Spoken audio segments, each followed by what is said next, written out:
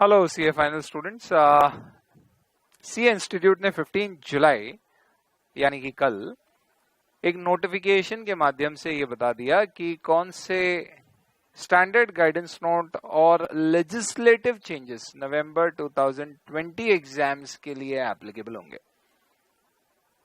और इसी के साथ जो हमारा बड़ा कंफ्यूजन, डिस्कशन, डिबेट, स्पेकुलेशन चल रहा था कि क्या कोड ऑफ एथिक्स 2020 इनफैक्ट 2019 है वो, या कारो 2020 क्या नवंबर 2020 एग्जाम्स में एप्लीकेबल होंगे। और ये डिस्कशन हमारे लिए बड़ा इंपॉर्टेंट हो गया था, खास तौर पे उन स्टूडेंट्स के लिए जो मई 2020 की तैयारी कर रहे थे।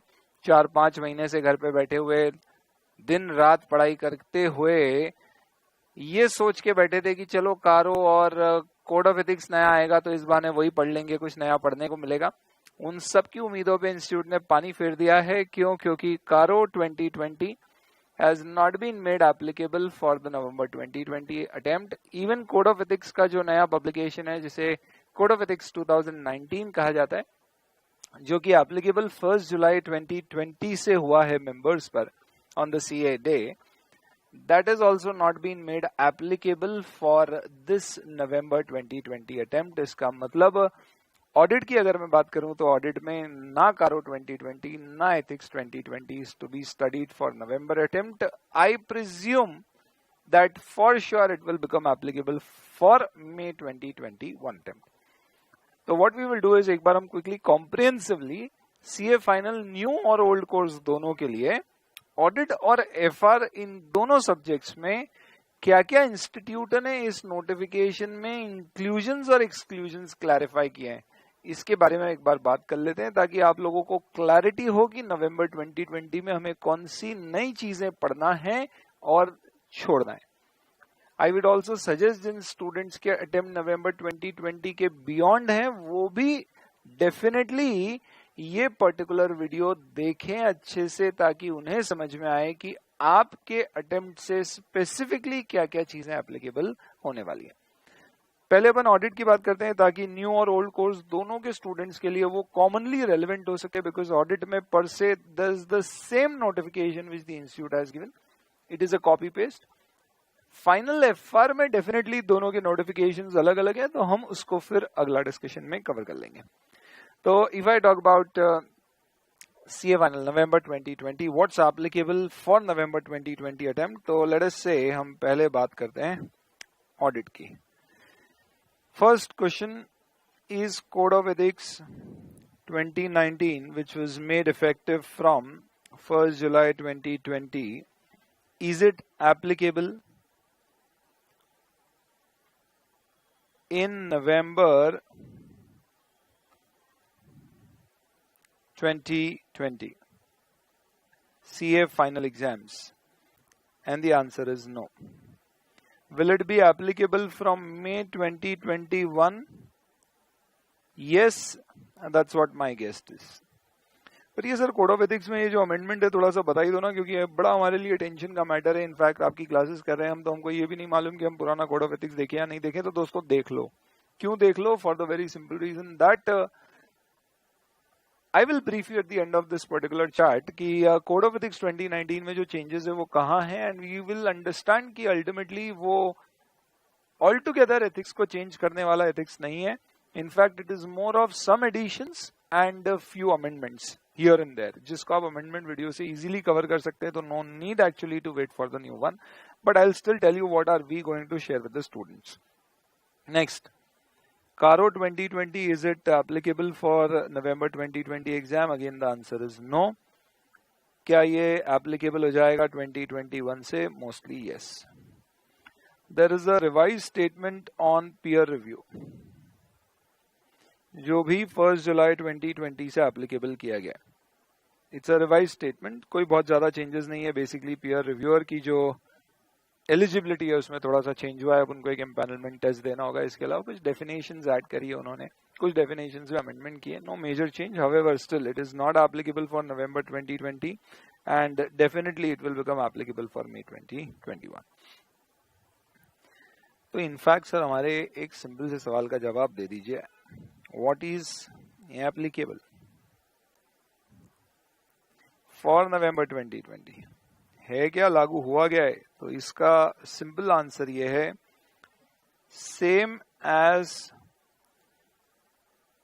मई 2020। जो आपका मई 2020 में कोर्स था सेम वही कोर्स आपका नवंबर 2020 में है, एक्सेप्ट फॉर क्या क्या चीजें हैं जो आपको एडिशनली देखना होंगी। तो 1, बेसिकली आप ये कह सकते हो कि 1 नवंबर 2019 से लेके 30 अप्रैल 20 तक जो भी अमेंडमेंट्स आए हैं वो अमेंडमेंट्स आपको एडिशनली कवर करने हैं। और डेफिनेटली हम जानना चाहेंगे ब्रीफली कि अमेंडमेंट्स कहाँ हैं। तो आई वुड रादर से कि अमेंडमेंट्स कहाँ आए हैं ये आपको आईसीआई बताएगा इन देयर आरटीपी 2020।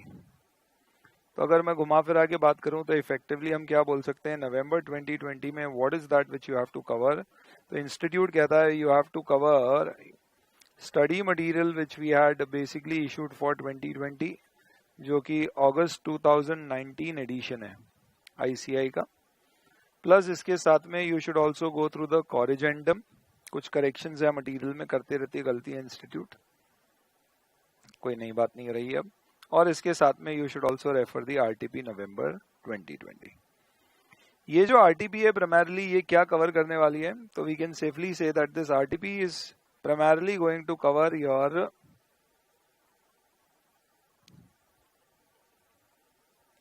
नवंबर 19 से 30 अप्रैल तक के जो अमेंडमेंट्स हैं ये प्राइमरली इस आरटीपी में कवर होने वाले हैं। और ये अमेंडमेंट्स क्या होने वाले हैं,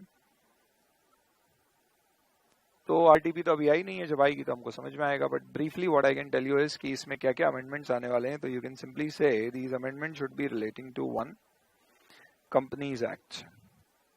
आपको मालूम है मिनिस्ट्री ऑफ कॉर्पोरेट अफेयर्स समय समय पे नोटिफिकेशंस के थ्रू कुछ अमेंडमेंट्स करते रहता है, तो ये सारे अमेंडमेंट्स डेफिनेटली आपके लिए एप्लीकेबल हो जाएंगे। क्या क्या अमेंडमेंट्स हुए हैं, अगर मैं आपको बहुत ही ब्रीफली इन अमेंडमेंट्स के बारे में बताऊं जो किए गए हैं, तो सबसे पहले आई वुड से कि there have been lot of extensions which have been given.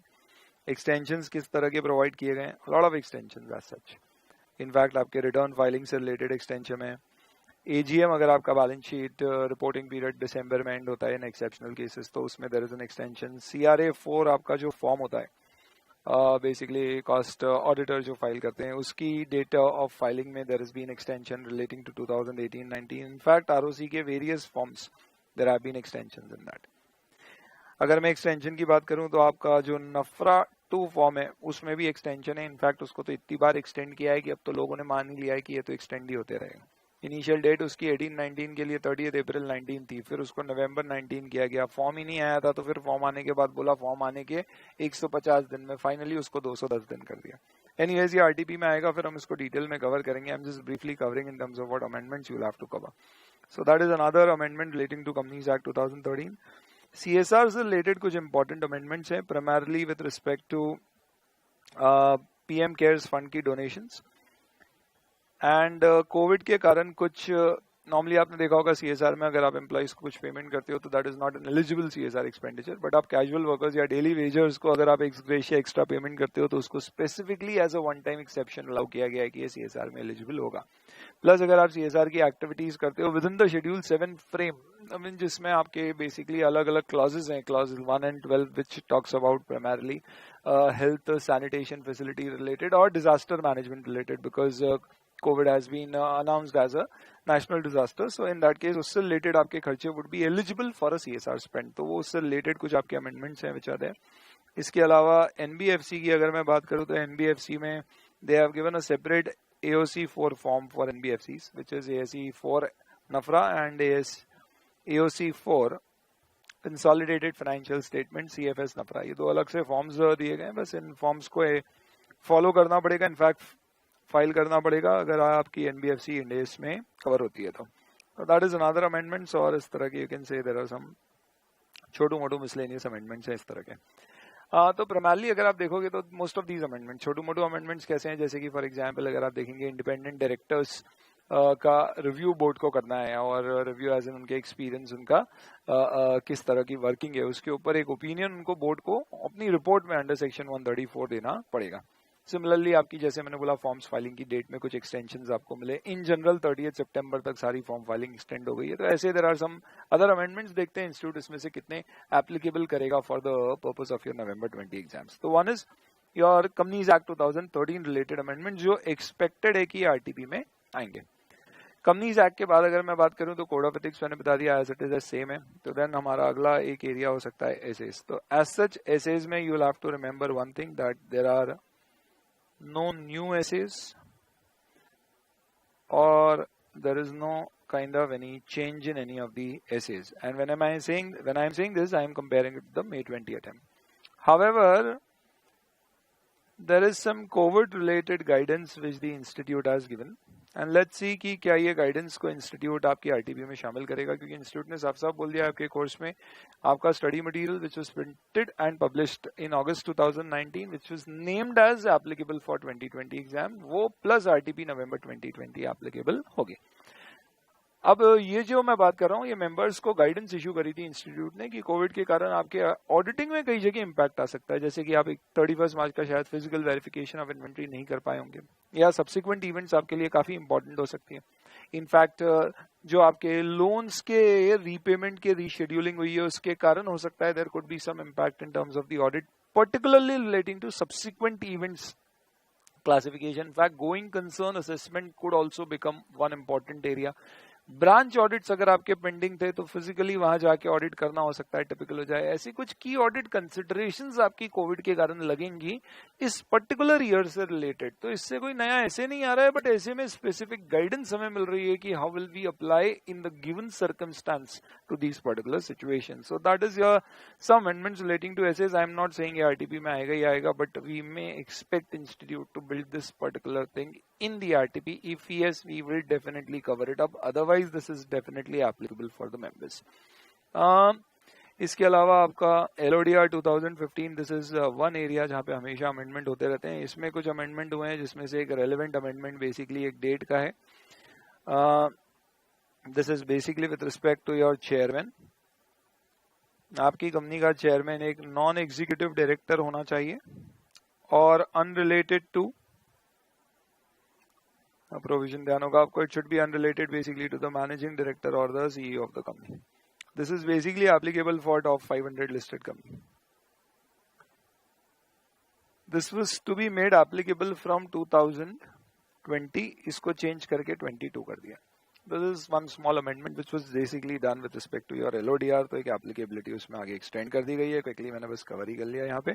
And then apart from this what else, आपके जो भी स्पेशल ऑडिट अदर टॉपिक्स रहते हैं उसमें you are sure you know that there are amendments which keep coming in with respect to primarily what. तो normally amendments आपको tax audit से related देखने को मिल सकते हैं एज इन जीएसटी और इनकम टैक्स ऑडिट में। तो वहां कोई अमेंडमेंट्स अगर आए तो that is something which we will have to possibly see. इसके अलावा पर से अगर मैं बोलूं तो miscellaneous amendments like RBI के कुछ notifications हैं which could affect bank audit and NBFC audits and all. इन सब के अलावा if I have to add any other thing तो I would say these are not amendments but कुछ updations होते हैं normally, और ये updations primarily किस में होते हैं तो इंस्टीट्यूट एक नो योर एथिक्स करके हर महीने एक पब्लिकेशन निकालता है जो मई 2020 के बाद उन्होंने नहीं निकाला possibly because of this COVID thing, in fact March 2020 के। तो नो योर एथिक्स में primarily they just give some new case studies plus ethical standard board अलग अलग समय पे कोई नई अगर नॉन कंप्लायंस देखती है तो उसके ऊपर भी they basically come up with some kind of a notification. तो ये एक अपडेशन के फॉर्म में आपको पढ़ना पड़ सकता है, एग्जाम पॉइंट ऑफ व्यू से इंपॉर्टेंट हो सकता है। I think this is all about it. Audit both new and old course student, these are the amendments you should be aware about. तो आई होप इससे आपको क्लियर हो गया audit में क्या है। Now let's quickly jump on to FR. FR में क्या होगा? ऑनेस्टली स्पीकिंग एफआर के अमेंडमेंट्स की अगर मैं बात करूं तो नंबर 1 कोई नया इंडेस नहीं आया है। ये मैं किसके कंपैरिजन में कह रहा हूं? मई 2020 जो पॉसिबली इनफैक्ट प्रपोज था से नवंबर 2020 एग्जाम में। A, no new Ind AS has come in. B, no change in any particular Ind AS which is there in your course has been issued by the Ministry of Corporate Affairs in any of the Indies, which means as such कि जो इंडेस आपके, मैं बात कर रहा हूँ ये final new course के स्टूडेंट्स के लिए, जो इंडेस जो प्रोविजन इंडेस के मई 2020 एग्जाम्स के लिए एप्लीकेबल थे, सेम टू सेम वही नवंबर 2020 के लिए भी एप्लीकेबल होंगे.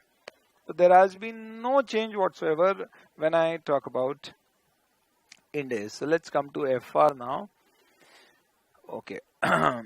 FR and FR में let me first talk about FR new course. तो सबसे पहली चीज, there is no new Indies. There is no kind of amendment which has happened in any of the Indies or the chapters. So what has changed per se? One, study material में institute ने कुछ corrigendum issue किए हैं, as इन corrections issue किए हैं. To, November 2020 RTP के लिए हमें वेट करना होगा अगर इसमें कोई अमेंडमेंट आता है तो. Do I expect any amendment? Not expected to have any amendments. I would rather say, except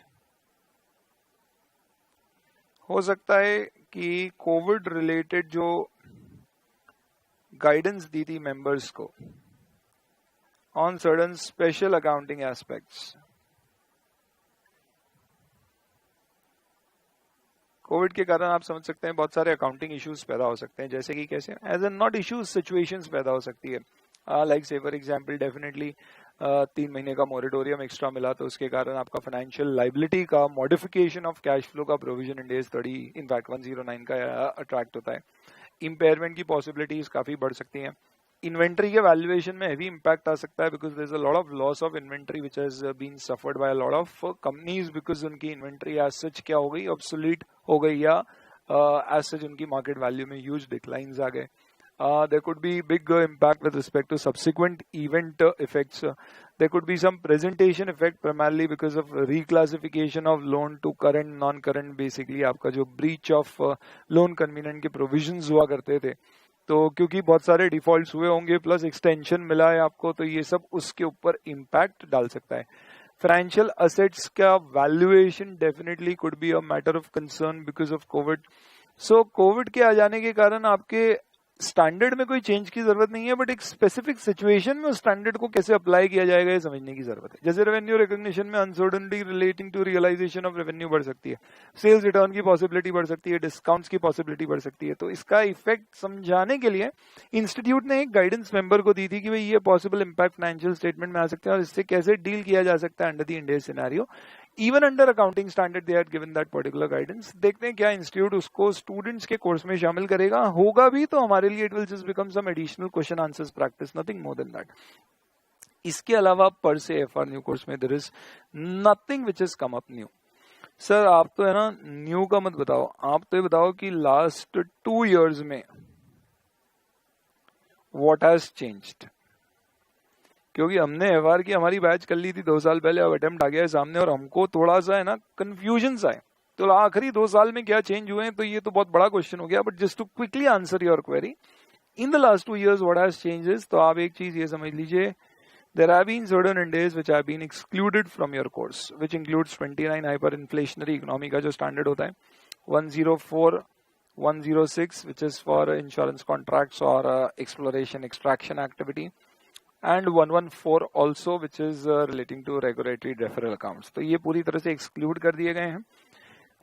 इसके अलावा there have been changes with respect to Ind AS. Old course वाले भी सुन लेना, इंडेस 11 और इंडेस 18 की जगह इंडेस 115 आ गया है, और इंडेस 17 जो लीजेस पे था इसकी जगह you've got इंडेस 116 on leases which is very different from the other standard. इसके अलावा there have been a lot of amendments which have happened, और ये amendments हुए थे 2018 में और 2019 में, जिसके अंतर्गत गवर्नमेंट ग्रांट्स, इनकम टैक्सेस से related financial instruments, business combination, इन सब के प्रोविजंस में छोटे मोटे अमेंडमेंट्स हैं जिसके वीडियो में शेयर कर चुका हूं अदरवाइज. इसके अलावा what the institute has done is AS has been completely excluded from the new course. तो आपको कोई एस नहीं पढ़ना है, पहले 6 एस आपके कोर्स में हुआ करते थे, कंसोलिडेशन के 3, और उसके अलावा आपका इम्पेयरमेंट, इंटरम फाइनेंशियल स्टेटमेंट, और you used to have this particular standard of employee benefits in your course. ये सब हटा दिए गए हैं। मॉड्यूल में अभी भी एज इन डेज की कंपैरिजन है, पर कभी पूछते नहीं है। आईएफआरएस और यूएस गैप,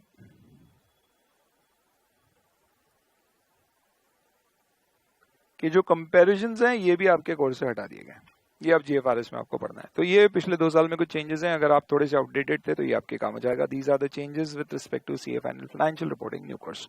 अब आते हैं अपन एफआर ओल्ड कोर्स के ऊपर। ओल्ड कोर्स के लिए स्टूडेंट सुन ले कि इंस्टीट्यूट की तुम्हारी कोई सुनवाई नहीं है, तुम्हारे कोई मटेरियल में भी बदलाव नहीं किया इंस्टीट्यूट ने। ओल्ड कोर्स का आपका कौन सा मटेरियल एप्लीकेबल है? तो जनवरी 2017 का आपका स्टडी मटेरियल, आपका प्रैक्टिस मैनुअल जो है वो एज इट इज लागू होता है। और इसके अलावा आपको एडिशनली आरटीपी नवंबर 2020 की देखना होगी, जिसमें आपको खूब सारे अमेंडमेंट्स मिलेंगे, हर आरटीपी में आते हैं, पर ये कोई आप यूं समझ लो नए अमेंडमेंट नहीं आने वाले हैं, ये किसके जैसी होगी? This is going to be equal to the May 2020 RTP, ये देख लेना आप। तो इसमें बेसिकली इंडेज में जो चेंज हुए हैं ये सारी चीजें बताई जाती है। इनफैक्ट मेजर डिस्कशन इसमें सारे चेंजेस जो है वो इंडेज रिलेटेड ही आपको देखने को मिलेंगे।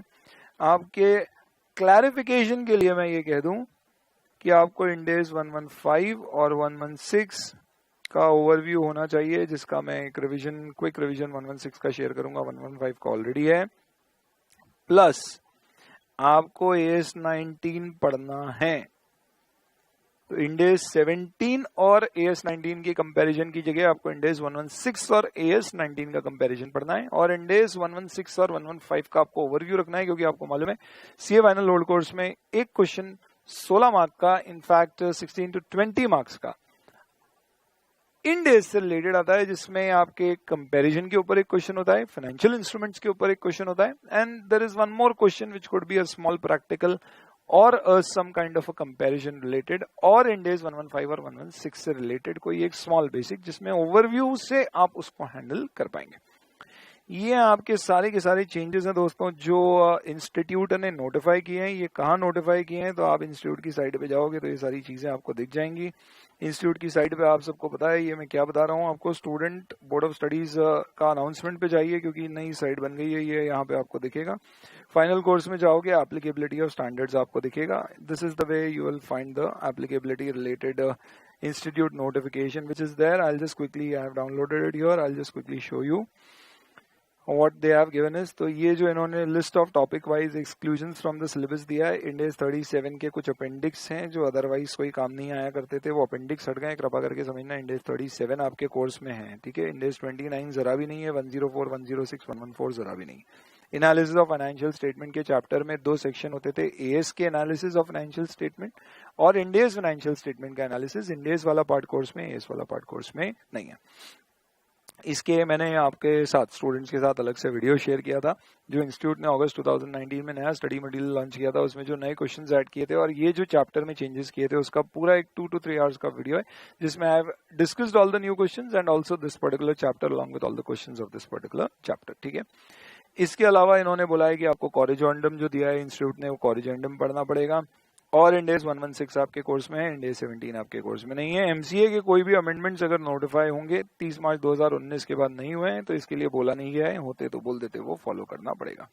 ये रिवाइज सिलेबस अगर आप देखेंगे इंस्टीट्यूट का फाइनेंशियल रिपोर्टिंग न्यू कोर्स का, तो ये है। इसमें प्राइमरली अगर आप देखोगे तो they have excluded everything which is relating to accounting standard. एक चीज और, इनफैक्ट आपके जो चैप्टर्स हुआ करते थे, they have also excluded your chapters of value added statement, human resource accounting, carbon emission norms rights, carbon emission rights जो हुआ करती थी, ये सारे चैप्टर एक्सक्लूड कर दिए गए। अब आपके सिलेबस में ये सब नहीं है। फ्री के मार्क्स हुआ करते थे, इंस्टीट्यूट को अच्छा नहीं लग रहा था देना, तो उन्होंने बोला कि छीन लो इनसे, ये भी मत दो, अपन काय को देना, इनको मेहनत की दो, है ना। तो इंडेज पढ़ेंगे, मेहनत करेंगे तो ही मार्क्स मिलेंगे, है ना।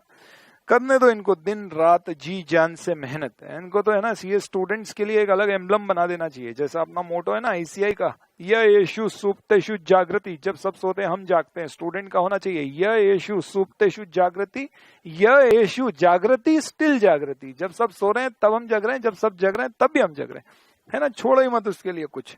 एडवांस ऑडिटिंग प्रोफेशनल एथिक्स में देख लीजिए, ये न्यू और ओल्ड कोर्स दोनों के लिए सेम है। आपको कहा गया है कि स्टेटमेंट स्टैंडर्ड नवंबर 20 में 227(1) है, ये 143(1) की जो स्पेसिफिक इंक्वायरी के 6 पॉइंट्स होते हैं उससे रिलेटेड एक स्टेटमेंट इंस्टीट्यूट का, उसको आपको कोर्स में कवर किया गया और कोई स्टेटमेंट कोर्स में नहीं है। स्टैंडर्ड्स आपके वही SQC 1 ऐसे 200 से 720 तक सारे कवर्ड है। 800 सीरीज 4000 3000 2000 सीरीज कोर्स से हटा दी जा चुकी है साल भर पहले। गाइडेंस नोट अब आपका सिर्फ टैक्स ऑडिट का, बैंक का, IFC ओवर FR और ये देख लो कारो 2016 2020 नहीं है। इसके अलावा नवंबर 2020 एग्जाम्स के लिए अगस्त 2019 वाला स्टडी मटेरियल लागू होगा, प्लस रिवीजन टेस्ट पेपर आपको नवंबर 2020 की RTP देखना होगी। सेबी के अमेंडमेंट्स देखना होंगे, GST के कोई अमेंडमेंट्स है तो वो देखना होंगे। कॉरिजेंडम भी दिया हुआ है, उसे भी आप देख लीजिएगा इंस्टीट्यूट के स्टडी मटेरियल से अगर आप पढ़ते हैं तो। ये साल भर पहले ही स्पेशल ऑडिट टॉपिक्स हटा दिए गए थे, ये सारे स्टैंडर्ड्स हटा दिए गए थे, उसकी लिस्ट दी हुई है, ये सारे गाइडेंस नोट हटा दिए थे। ध्यान रखना कोड ऑफ एथिक्स का पब्लिकेशन हटाया, यानी जो मैनुअल है कोड ऑफ एथिक्स का उसको हटाया गया है, कोड ऑफ एथिक्स नहीं हटाए, वो चैप्टर आपके कोर्स में है। कोड ऑफ एथिक्स में क्या हुआ है तो दोस्तों just as I told you I will give you a very short brief about it. So what happened is code of ethics जो 2009 में आया था, that used to have two part. Part A was the IFAC code and part B used to be the ICI code. Part A was recommendatory kind of and part B is something which is mandatory kind of. In fact जो schedules और उसके जो misconduct हैं, जो अगर आप करेंगे तो सेक्शन 22 में आपके अगेंस्ट में डिसिप्लिनरी एक्शन लिया जाता है। That is all covered under part B, in fact the CA act. अब उन्होंने पार्ट ए पार्ट बी को वॉल्यूम 1, वॉल्यूम 2, वॉल्यूम 3 में कन्वर्ट कर दिया है। Volume 1 is relating to the IFAC code which is basically issued by the international ethical standard board for accountants, IEASB, which is basically IESBA in fact is which is IFAC की board है, जैसे कि ICI की आपकी board होती है which is your ethical standard board। तो उन्होंने कोड इशू किया, उसको हमने यहाँ पे अडॉप्ट कर लिया और वो कोड हमने इच्छा रखी थी कि हम अप्रैल 2020 से लागू करेंगे, बट उसको फिर जुलाई 2020 से एप्लीकेबल किया। ये वॉल्यूम 1 में आता है, ये इंटरनेशनल कोड है। वॉल्यूम 2 में अब उन्होंने क्या कर दिया है, जो पहले सब कुछ पार्ट बी में हुआ करता था वो वॉल्यूम 2 में आ गया और उसकी थोड़ी सी छटाई करके, साफ सफाई करके उसको थोड़ा सा सिस्टमैटिकली हेडिंग्स वगैरह के साथ प्रेजेंट कर दिया है। ध्यान रखना CA एक्ट और रेगुलेशन में कोई चेंज नहीं है, यानी कि सारे क्लॉजेस आपके as it is same to same वही के वही हैं, बट उन क्लॉजेस के अंदर कमेंट्रीज में कहीं क्या किए हैं, they have done some more additions, जैसे कि क्लैरिफिकेशन, क्या ईमेल से प्रीवियस ऑडिटर से कम्युनिकेशन किया जा सकता है, क्या सोशल नेटवर्किंग वेबसाइट्स का हम हमारे विजिटिंग कार्ड में रेफरेंस दे सकते हैं, क्या हम सोशल नेटवर्किंग वेबसाइट्स पर अपने अकाउंट्स रख सकते हैं, टेंडर से रिलेटेड कब एप्लीकेशन करना परमिटेड होगा नहीं होगा, सिक्योरिटी डिपॉजिट देना, तो ऐसी कुछ कुछ क्लैरिफिकेशन। मोस्टली अगर आप देखोगे तो आपका जो क्लॉज 6, 7, 8 है और इंडिपेंडेंस से रिलेटेड जो प्रोविजन है, यहाँ पे मेजॉरिटी अगर आप देखोगे तो कुछ क्लैरिफिकेटरी इंट्रोडक्शन हुआ है, तो आप 1-2 घंटे के अमेंडमेंट से उसको इजिली कवर कर पाओगे। और सारे केस लॉ उन्होंने वॉल्यूम 3 में शिफ्ट कर दिए, जो पहले भी नहीं पढ़ते थे अभी भी नहीं पढ़ते। चलिए, तो ये आपका कोड ऑफ एथिक्स का एक क्विक अपडेट है and this is notification which was with respect to the CA final new course. अब मई 2020 से कंपेयर करोगे तो आपको सिमिलर मिलेगा। ओल्ड कोर्स का अगर मैं बता दूं तो देख लो, उनके कोर्स में सब अकाउंटिंग स्टैंडर्ड्स रहते हैं, गाइडेंस नोट सब एज इट इज है, जैसा मई 2020 में था सेम वही है। अकाउंटिंग स्टैंडर्ड में आपको कंपैरिजन बोला है पढ़ना है और आपके कोर्स में AS 19 होगा जैसे मैंने बताया। इंड AS 116 और 115 का आपको अच्छा ओवरव्यू ले लेना चाहिए, तो लिखा है नवंबर 20, 115, 116 is applicable and Ind AS 11, 18 and 17 are not applicable. I've taken a little bit of time, but I have comprehensively explained in terms of what is there in November 2020 and what is not there. May 2021 से Code of Ethics, CARO 2020 and a revised peer review statement is going to become applicable.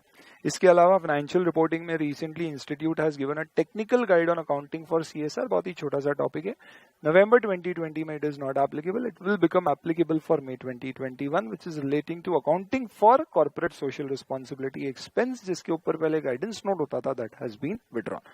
चलिए, thank you very much and now we will be coming up with revision lectures for FR and audit both. We were waiting की थोड़ा सा clarification आ जाए course में क्या आने वाला है, and now we will start with it. I will take some live sessions जिसका मैं आपके साथ शेड्यूल शेयर कर दूंगा। आप सब्सक्राइब कर लेना तो वो नोटिफिकेशन आ जाएगा, अदरवाइज फ्रेंड से पूछ लीजिएगा। And others I will be basically sharing it on the YouTube or through the students. And these revision lectures would be covering a FR, B audit. FR में I have already covered all the Ind AS. This is that consolidation, business combination, financial instrument, 3 chapter के revisions pending है, बाकी सब revision मैं already share कर चुका हूँ।